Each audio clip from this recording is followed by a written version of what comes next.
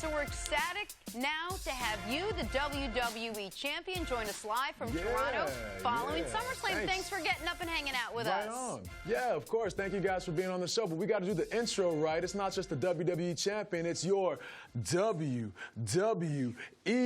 World Heavyweight Champion. You know, we got to put some sauce on right. it. You know I wasn't breathy enough, Kofi. I wasn't breathy enough. Good.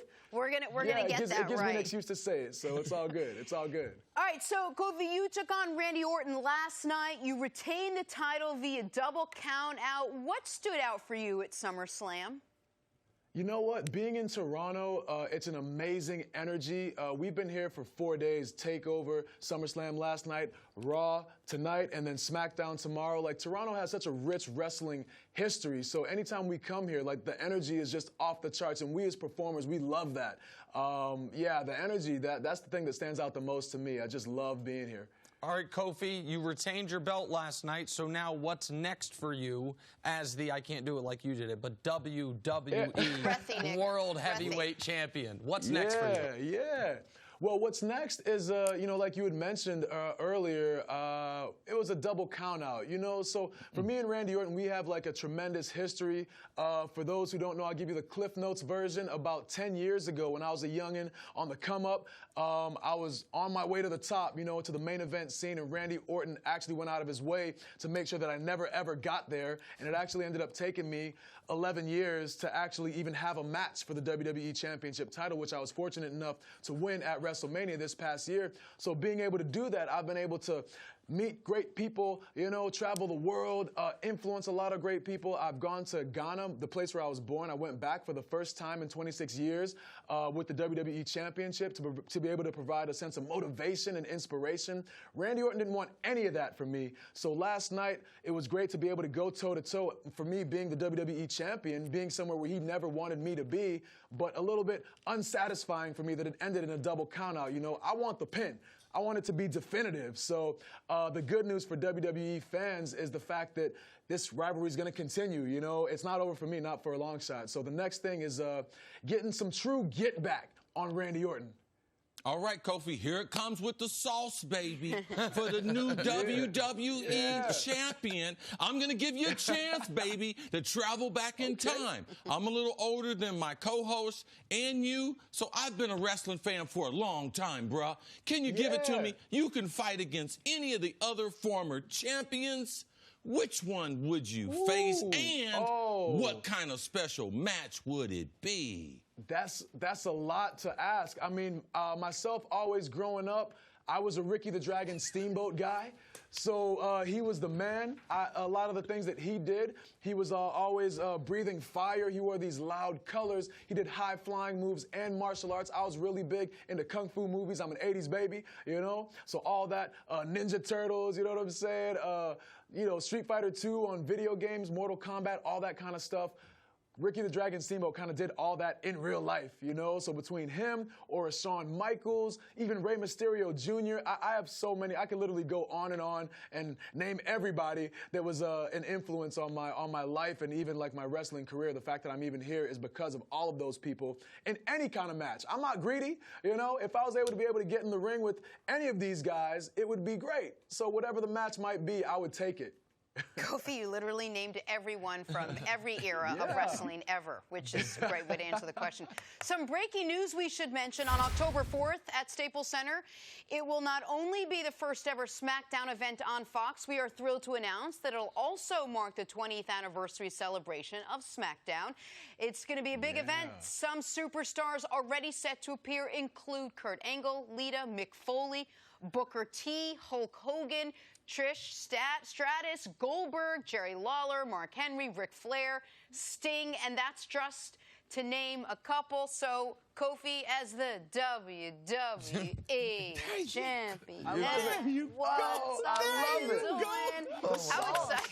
How exciting. The sauce is real. Oh, that was legit. That was real. Yeah, that was it. I could feel it. I can feel it. I can feel the energy. That's what I'm all about, is that power of positivity. And I know you guys are rocking it seriously. But I'm really excited, and WWE is excited to be a part of this team, you know, to be a member of the family along, you know, MLB and the NFL. I think it's going to be a really, really good fit. A lot of people are, like, super excited. I've had the chance to meet with some of the executives from Fox, and everybody is excited to make this huge. This is like a huge thing for us as performers, as WWE superstars. We are super duper excited for, you know, for all of it. Like the energy, like, you know what I'm saying? Like even you guys like doing the introduction, you know what I'm saying? Just now, like the energy is there. I feel like this is something that was meant to be, and I'm so happy that I can be a part of it for sure. Take you to a more serious, you talked about going back to Ghana, hadn't been back there since a childhood.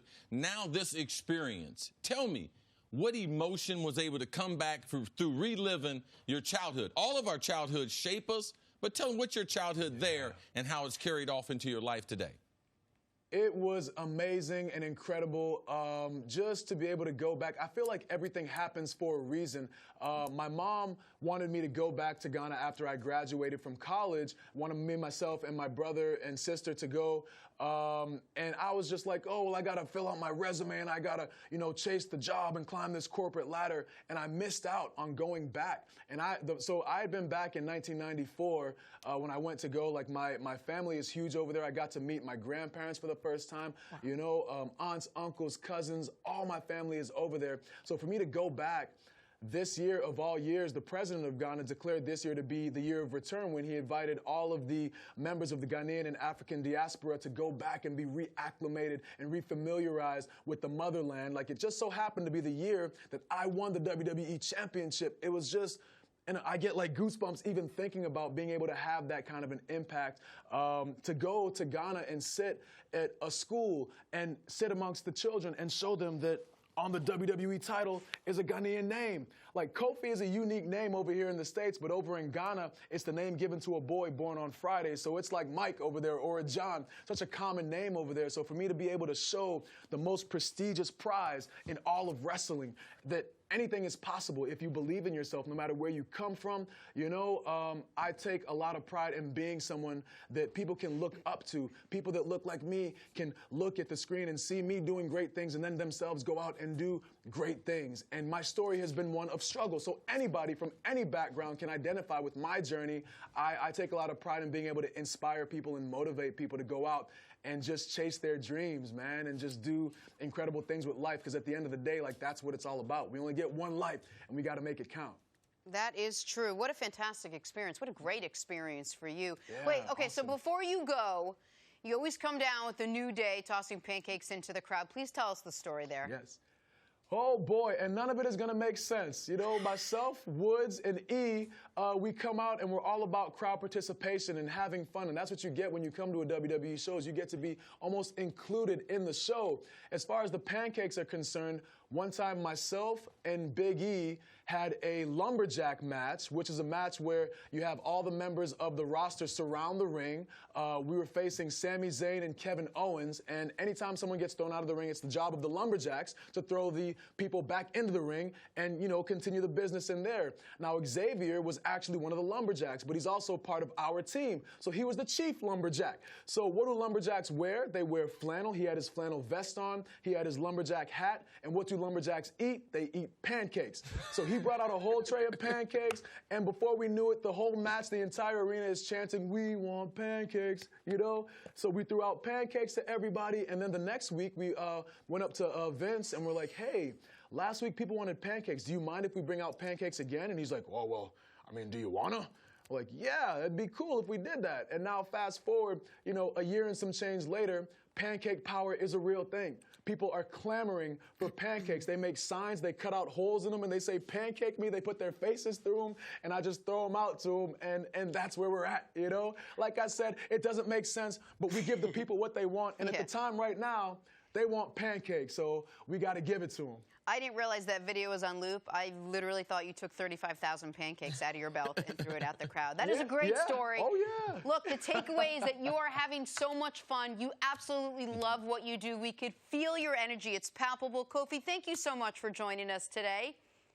Right on. Thank you, and thank you for having me on the show. And a big thanks to you, Cris Carter, because you won me many a Madden championship with your reliable hands. So I appreciate being able to thank you on a personal level. Baby. This is huge for me. That's why I come with the flavor, man. You know I'm the only one on this show got some flavor. Look at this. Easy, Come on. easy. Thank you, Kofi. Congrats, man. And make sure man. you at home check out the 20th anniversary celebration on our first ever SmackDown event on October 4th on Fox.